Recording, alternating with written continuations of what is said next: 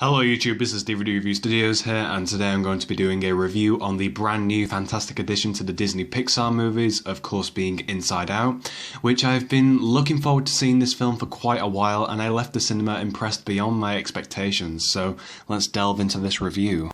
Alright, so Inside Out is an animated movie directed by Pete Docter and stars Amy Poehler as Joy, Phyllis Smith and Mindy Kaling from The American Office as Sadness and Disgust, Lewis Black as Anger, Bill Hader as Fear, and Richard Kind as Bing Bong. Which is honestly, it's an amazing cast that did the most terrific voice performances I've seen in any animated movie.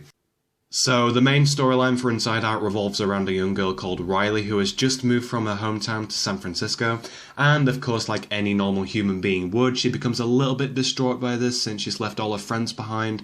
She misses the hockey team she used to play on. However, what's absolutely phenomenal about this movie is how we don't necessarily see every single piece of this just from her perspective.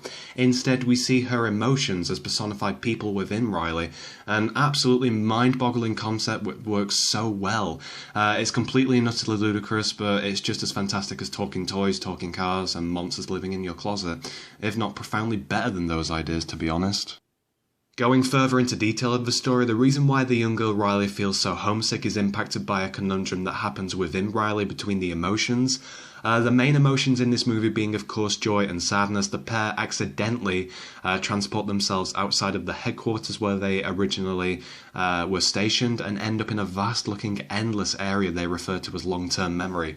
The story then follows from their perspectives as they meet Bing Bong and go through Riley's mind trying to get back to the headquarters, while showing how the pair not being back at the headquarters is affecting Riley's life and how she feels about literally everything. The characters in this movie are absolutely fantastic and could easily be some of the best written and casted characters I've ever witnessed from Pixar.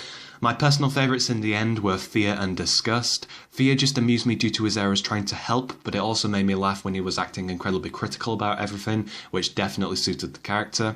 And as for Disgust, her attitude made me laugh just as much since Mindy Kaling was perfect to voice that character.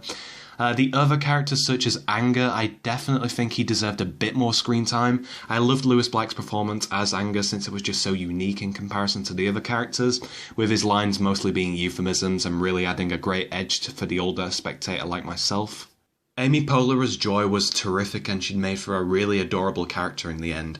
This was due to the over-enthusiastic voice acting which obviously suited the character, but easily made it more enjoyable because she was so likeable. My least favourite character in the end turned out to be Sadness. Not that I disliked the character, not by any stretch of the imagination. The character was definitely a core influence on the overall narrative of the movie, but she just didn't add anything to it for me, to be honest, which just didn't really impress me. The character had a couple of one-liners which made me smile, but that was about it.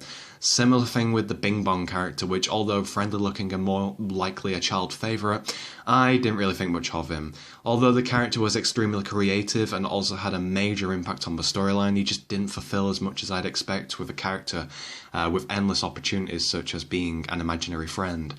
As far as the characters go, overall they were all pretty great.